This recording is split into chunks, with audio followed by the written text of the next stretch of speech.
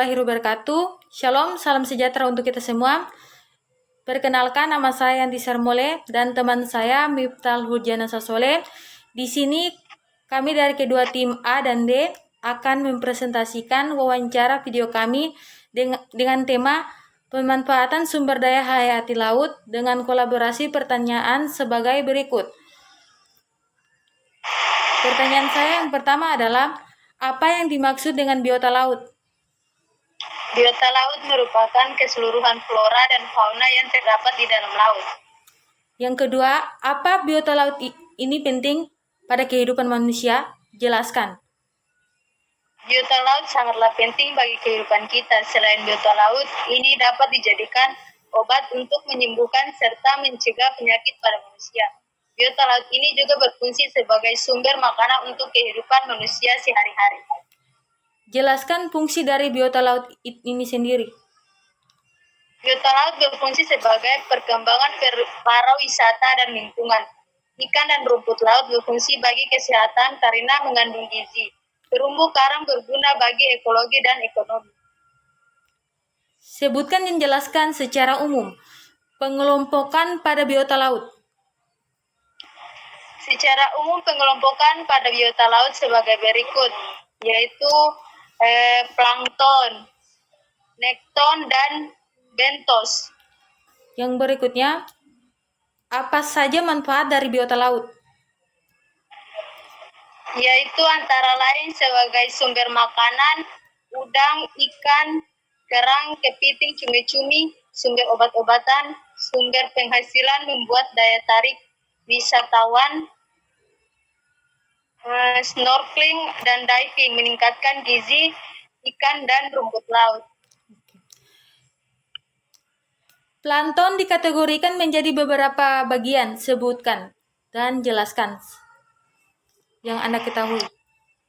Antara lain, fitoplankton adalah jenis plankton yang sering disebut mikroalga, mirip dengan tanaman terestrial karena memiliki klorofil dan membutuhkan sinar matahari untuk kehidupan dan berkembang.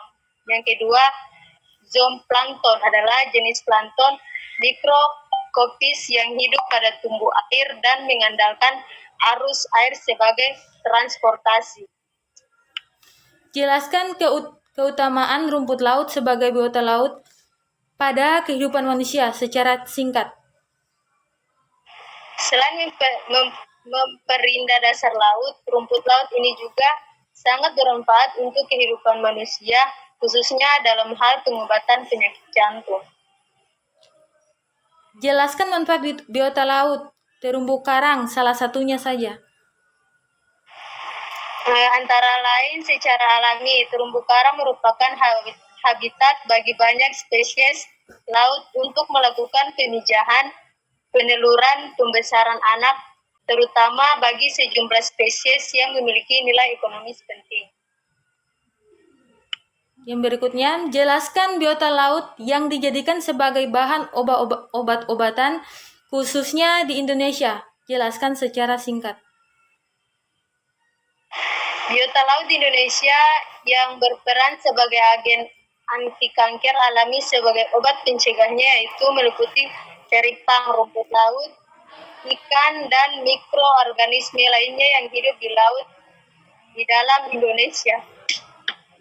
Sebutkan jenis ikan apa saja yang menjadi biota laut. Ikan apa saja? Antara lain kerapu, tongkol, penyu, pari, dan sebagainya. Pertanyaan berikutnya, berapa lama terumbu karang hidup di perairan? Terumbu karang dapat hidup kurang lebih dari 50 di bawah permukaan air. Sebutkan tanaman di daerah Indonesia yang mempunyai tanaman laut. Salah satunya, tanaman apa? Yaitu binaken dan lain-lainnya. Pertanyaan berikutnya, sebutkan daerah yang memiliki biota laut yang bermanfaat bagi manusia. Pada daerah Raja Ampat di Papua, Pulau Wangi-Wangi, di Sulteng dan Bunaken di Manado. Pertanyaan berikutnya, jelaskan pengertian biota laut spons yang digunakan sebagai bahan obat-obatan. Spons merupakan hewan laut namun tidak bisa bergerak bebas seperti hewan laut lainnya. Apa kelebihan spons sebagai bahan obat-obatan pada manusia? Jelaskan secara singkat saja. Yang penting jelas. Salah satu kelebihan spons adalah untuk pengobatan penyakit Alzheimer. Penyakit Alzheimer adalah penyakit degeneratif yang menyerang otak yang biasanya terjadi pada usia lanjut. Oke, terima kasih. Pertanyaan berikutnya, apa kegunaan teripang dalam biota laut? Jelaskan secara singkat. Kegunaan teripang yang dimaksud yaitu untuk memerangi sel kanker pada payudara, usus besar, kulit, paru-paru, prostat, dan pankreas. Pertanyaan berikutnya, jelaskan pengertian nekton dan berikan satu contoh. Nekton yaitu organisme yang mengapung di perairan, contohnya yaitu teratai, ganggang, dan eceng gondok. Jelaskan fungsi biota laut eceng gondok sebagai bahan-bahan obatan. Jelaskan secara singkat. Tumbuhan ini juga mengandung sifat anti radang, antibakteri, dan anti-inflamasi yang dapat merendahkan teratai, ganggang, dan eceng gondok. Jelaskan fungsi biota laut eceng gondok sebagai bahan-bahan obatan. Jelaskan secara singkat. Tumbuhan ini juga mengandung sifat anti radang, antibakteri, dan anti-inflamasi yang dapat merendahkan sakit gigi akibat infeksi bakteri. Bagaimana cara melestarikan biota laut agar tetap terjaga? Jelaskan salah satu contohnya. Tidak membuang sampah sembarangan di laut maupun di sungai. Sungai adalah aliran air yang akan bermuara ke laut. Jika air sungai kotor, maka laut ikut kotor. Oke, sekian dari pertanyaan yang saudari Yanti Sarimoli kasihkan. Berikutnya saya akan kasih pertanyaan lagi Pak kepada saudari Yanti. Oke, terima kasih. Pertanyaan yang pertama yaitu apa saja peluang bisnis untuk pemanfaatan biota laut? Adalah Sumber daya hayati laut meliputi hutan mangrove dan terumbu karang. Yang kedua, apa saja jenis-jenis biota ikan hias laut yang Anda ketahui? Jenisnya seperti botana, blue tang, dan yellow tang. Selanjutnya, ekosistem terumbu karang adalah ekosistem yang mengandung sumber daya alam yang dapat memberi manfaat besar bagi manusia. Yang berikutnya yaitu bagaimana cara membudidayakan biota ekosistem laut. Yaitu dengan menghemat air, mengurangi pemakaian limbah, menjaga kelestarian ekosistem laut.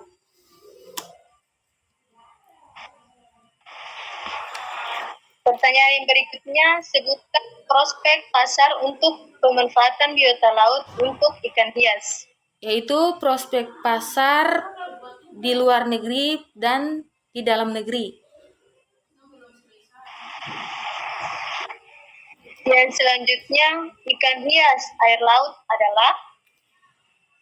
Ikan hias air laut itu merupakan biota yang cukup unik, baik berwarna bentuk dan tingkah lakunya serta sifat-sifat lainnya yang dimilikinya. Yang selanjutnya, fasilitas apa yang digunakan untuk melakukan pengiriman langsung ke negara tujuannya? Fasilitas yang digunakannya itu fasilitas penerbangan dan pelabuhan. Yang selanjutnya, jenis ikan hias laut yang sedang digalakkan untuk domestikasi di beberapa instansi antara lain yaitu blue devil, angelfish, mandarin fish, dan lauterfish. Fasilitas yang digunakannya itu fasilitas penerbangan dan pelabuhan. Yang selanjutnya, jenis ikan hias laut yang sedang digalakkan untuk domestikasi di beberapa instansi antara lain yaitu blue devil, angelfish, mandarin fish, dan lauterfish.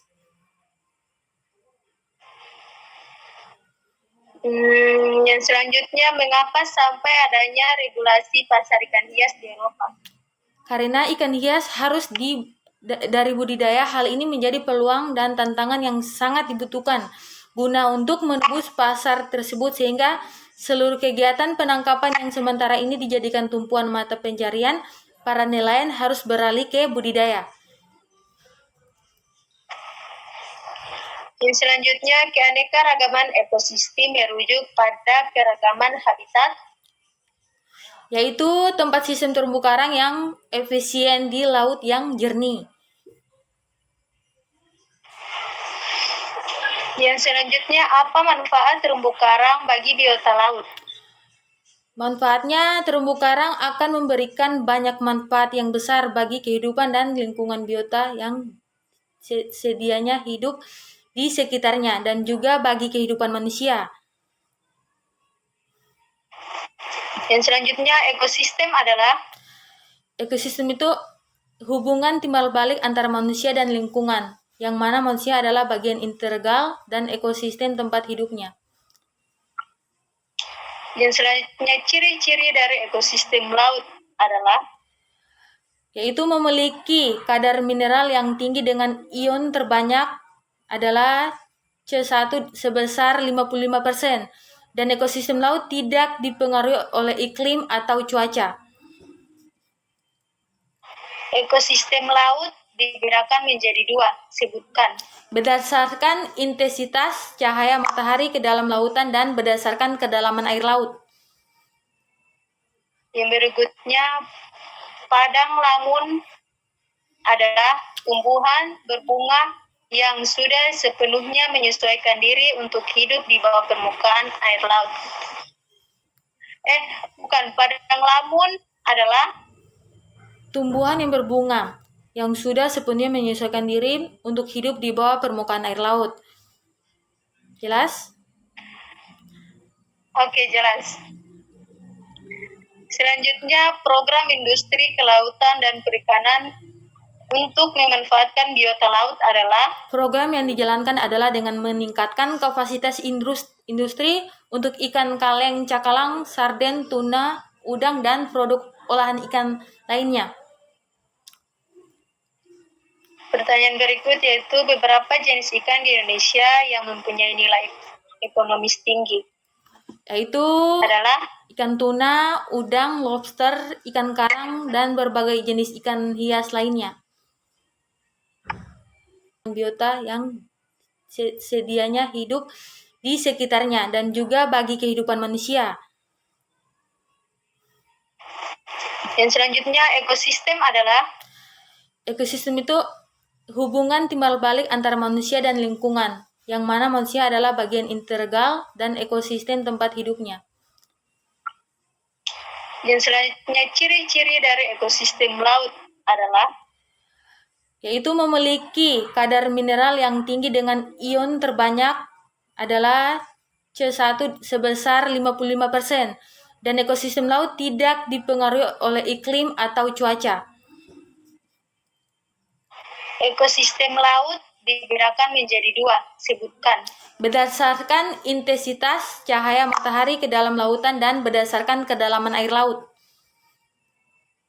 Yang berikutnya, padang lamun adalah tumbuhan berbunga yang sudah sepenuhnya menyesuaikan diri untuk hidup di bawah permukaan air laut. Padang lamun adalah? Tumbuhan yang berbunga yang sudah sepenuhnya menyesuaikan diri untuk hidup di bawah permukaan air laut. Jelas? Oke, jelas. Selanjutnya, program industri kelautan dan perikanan untuk memanfaatkan biota laut adalah Program yang dijalankan adalah dengan meningkatkan kapasitas industri untuk ikan kaleng, cakalang, sarden, tuna, udang, dan produk olahan ikan lainnya. pertanyaan berikut yaitu beberapa jenis ikan di Indonesia yang mempunyai nilai ekonomis tinggi.